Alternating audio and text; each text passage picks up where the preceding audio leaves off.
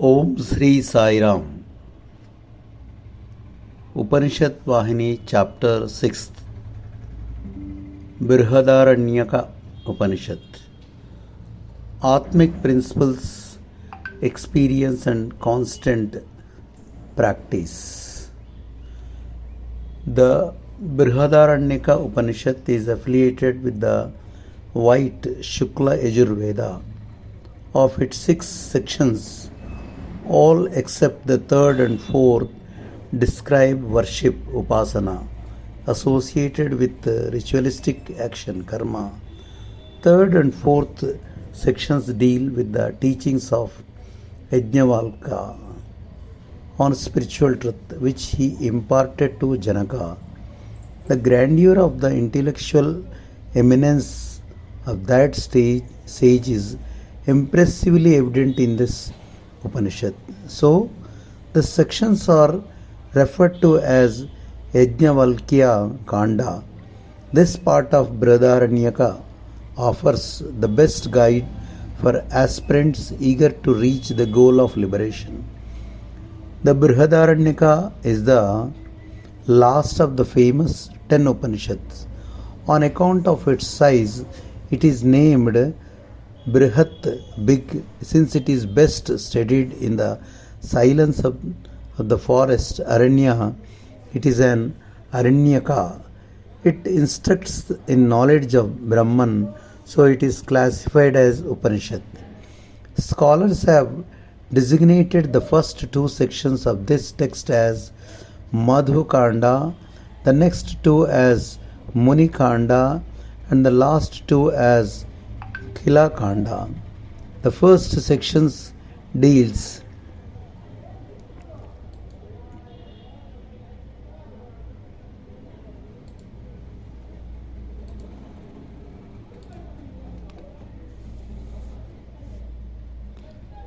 with the basic principles as they are.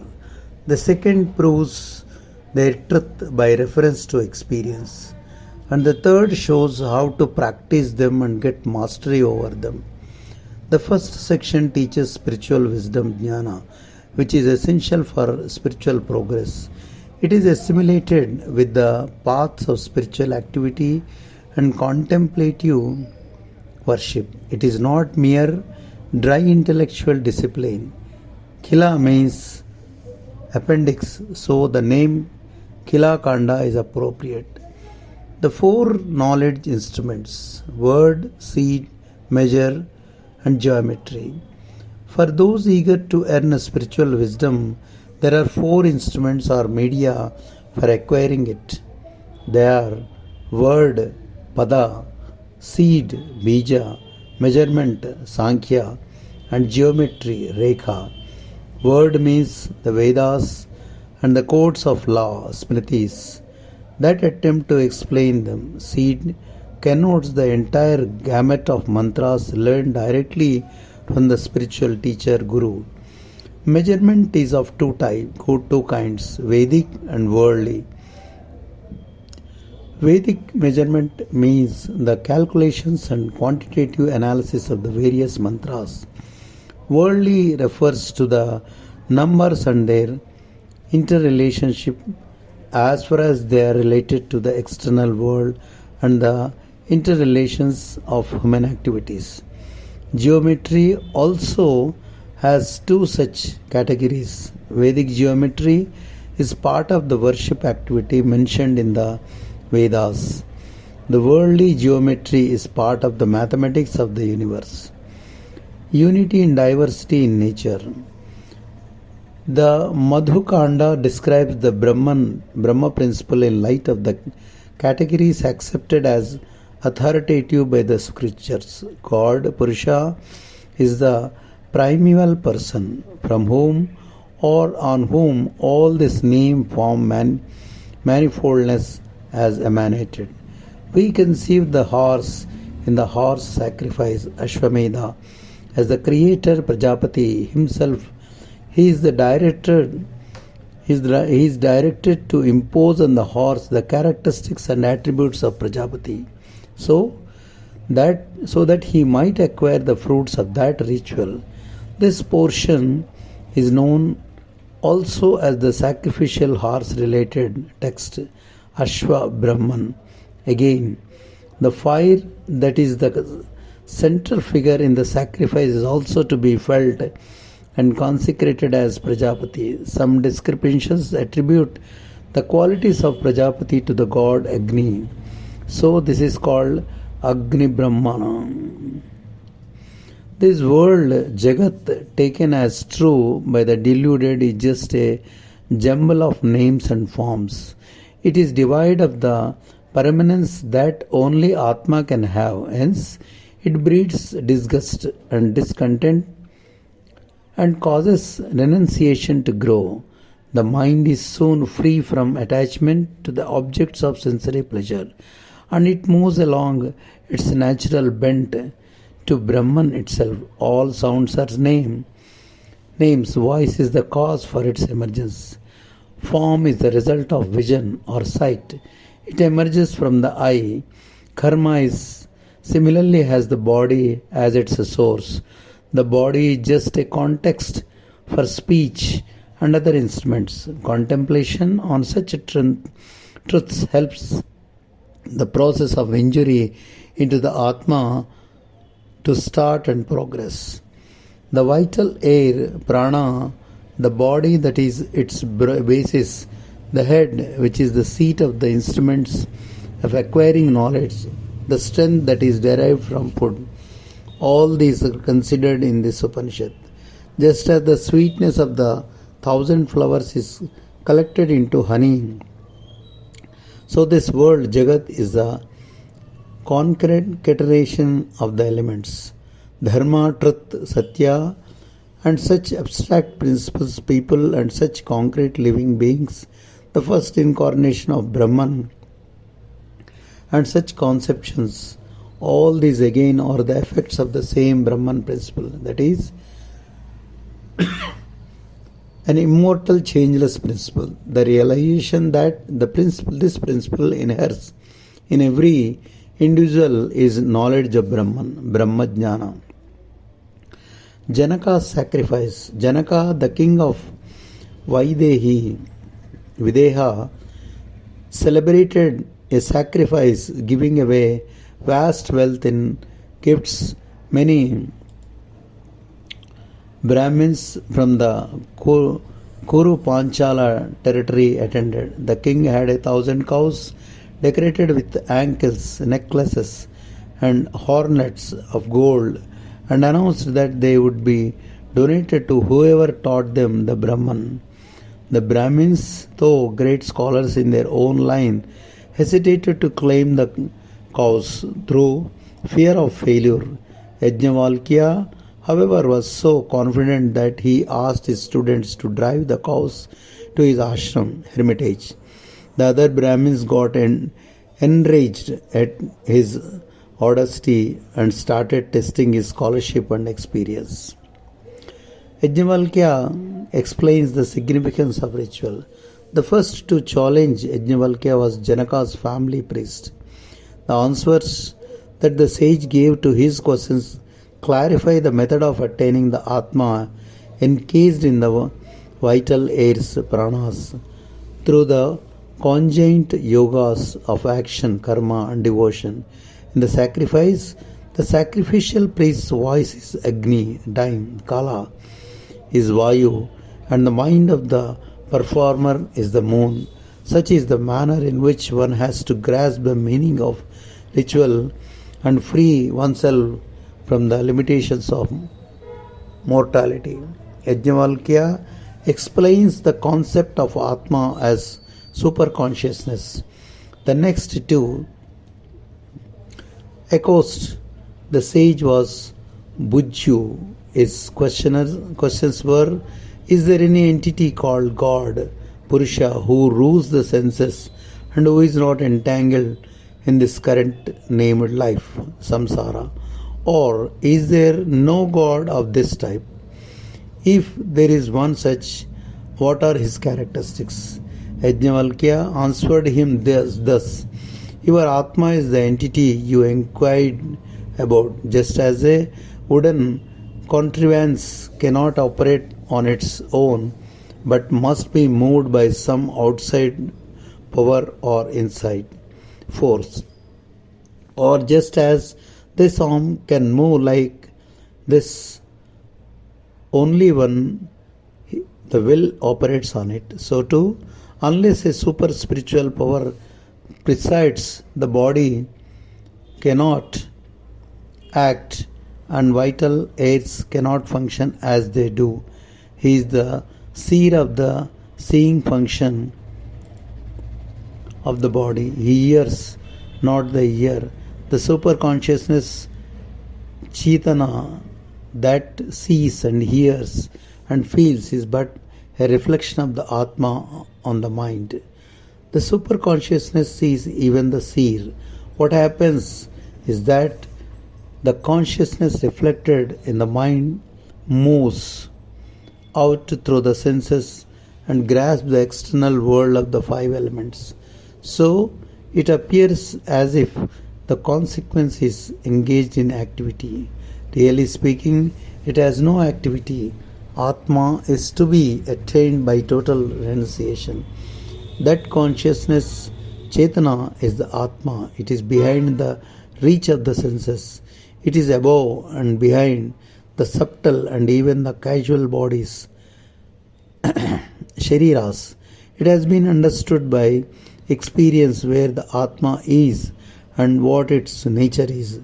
It is the same in all. The Atma is to be attained by total renunciation, attachment to children, riches, wife, etc. All have to be given up. These originate in desire. Why? All activities, whether ordinary or ritual or worshipable, are basically the products of desire. The desire for the fruit is present in ritual actions also. There is no denying this. Hence, they are opposed to true renunciation, sannyasa. Light and darkness cannot be together at the same place and time. So too, activity, karma and knowledge of Atma cannot be together. Renunciation is renunciation of all action. Sarva kriya pratigna. Begging for food is an action and is against renunciation. The Brahmins of ancient days knew this. They gave up attachment and through the path of withdrawal, nirvana, nivritti, realized the reality. This is scholarship. This understanding and this attainment, this is the achievement and the adventure, the fruit, the strength and the endurance. He alone is a Brahmin who has detached himself from all things concerned with non-atmic ends. All other credentials are secondary. Brahman is the warp and oof of creation. In this Upanishad, the all-pervasiveness, sarva antar yamitagva of the Atma is described. All this earth becomes habitable through association with water. Without water, it would fall apart like a lump of rice flour. Gargi asked Yajnavalkya what the earth is based on. This question and the answer given inform us that earth, water, space, akasa, sun, moon, constellation, celestial being, Indra, Prajapati, the world of Brahma, all these, one from the other, were woven out of the supreme Atmic principle, Param Atma Tattva, which is the warp and oof, the yarn of creation. Such truths are beyond the reach of the imagination of people. They have to be imbibed from the scripture Shastras by a clarified intellect. Yajnavalkya negated Gargi's arguments, for her questions could not be solved by mere intellectual feats. They could be solved only by intuition and by the guidance of a guru. The earth is pervaded and protected by air. The individualized universal, individualized according to the impressions of the experience in previous lives, is associated with 17 instruments, the 5 organs of action, karmendriyas, and 5 organs of perception, jnanendriyas, and 5 vital A's, pranas, the mind, manas, and the intellect, buddhi. The concrete body is a imitation of the earth. It is pervaded by air. 49 earth's bits, angas, can be identified in the body, and like a string that holds spirals together, air holds them together as one coordinate whole. When the air leaves the body for good, the earth bits become distinct and derelict. The body then becomes a corpse. However, the immanent spirit, Antaryamin, that is the body complex abode, the mystery that is behind the reach of that complex, the motivating force of the impulses and intentions of that complex, that immanent spirit has no death. It is Atma. The never changing reality is the basis of the phenomenal world. Gargi put her second question after taking due permission from the gathering, for it is not courteous to pose problems without such notice. Her question was, on what does the inner core, the Atma, rest in the past, present, and future in this dual world? Gargi's intention was to bring about Yajnavalkya's discomfiture, for he would be forced to admit that the timeless entity is behind words and cannot be described at all. This shows that Gargi was also an adept in the knowledge of Brahman, Brahma Vidya. So, you can infer that in the field of knowledge of Brahman, there is no place for distinction between one sex and the other. The masters of Brahmic wisdom declare that the highest Brahman, Parabrahman, is immanent in the unmanifested earth ether, Akasa, said Yajnavalkya, thus escaping from the trying situation into which Gargi wanted to drive him. Then he described the nature of that indestructible Aksara. It has no gross, subtle, or other such changes. It has no material qualification like color, smell, shape, etc. There are no measures to comprehend it. Time is but the execution of its will. Why elaborate?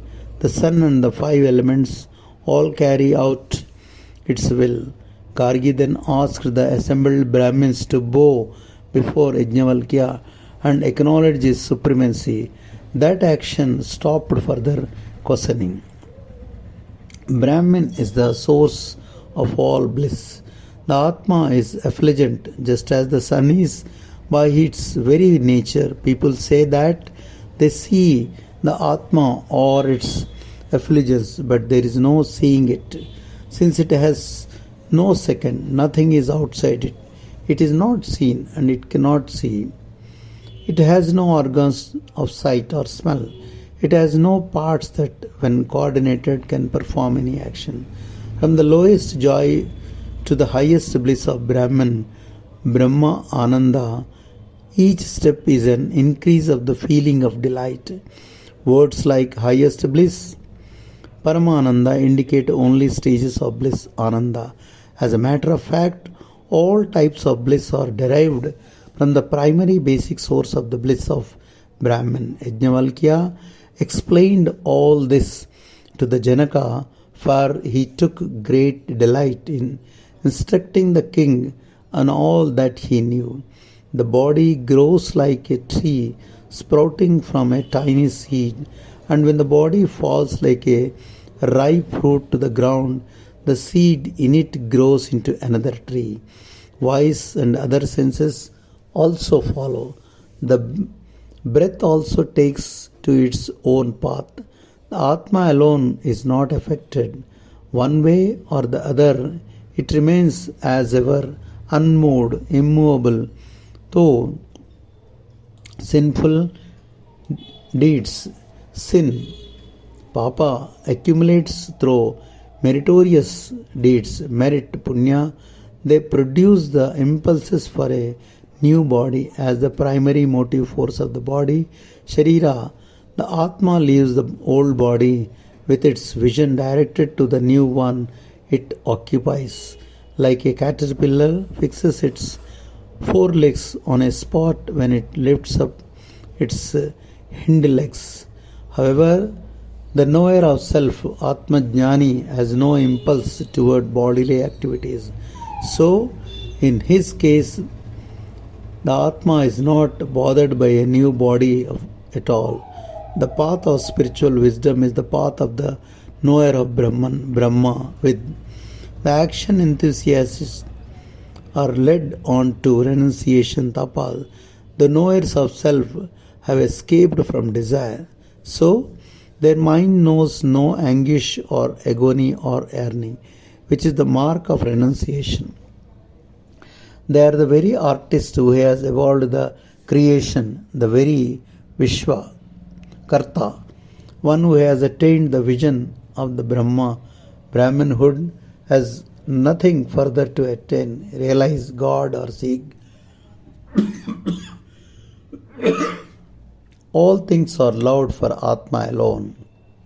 The instruction that Yajnavalkya gives in this Upanishad to Maitreyi, his consort, reveals to us clearly the knowledge of the self, Atma Jnana, that comes after a study of the scriptures with reasoning as a constant companion.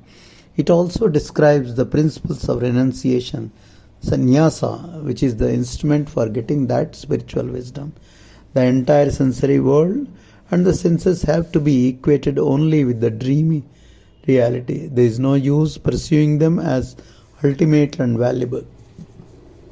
The Atma alone has to be loved. All other things are loved for the sake of the Atma. When the Atma is understood, everything else is understood. All efforts are submerged by the cause.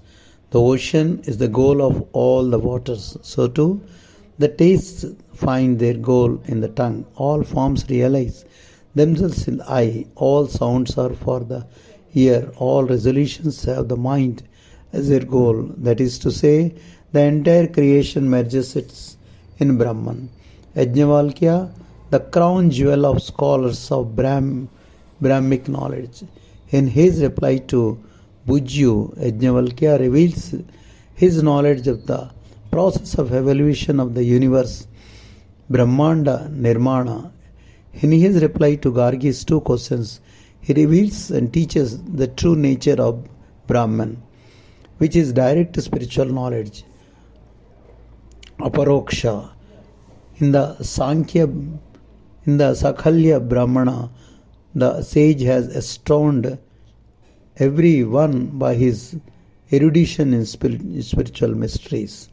He earned victory in the hall of Janaka from the wisest of the land. He sanctified it by his teaching. He met the hard tests of the crooked Bujyu and the harder test of the eager inquirer Gargi with equanimity and skill. He was acclaimed as the crown jewel of scholars. Of course, he himself acknowledged greatness wherever he recognized it. He was generous enough to recognize the greatness of the teachers who were instructing Janaka until then. Lastly, he felt that he had no more to learn or earn, so he became a monk. Realizing the Maitri, his consort, was also eager to attain realization. He instructed her in the knowledge of Brahmajnana, for in those days women were considered equally fit to practice the path of spiritual wisdom which leads to liberation. Jai Sai Ram.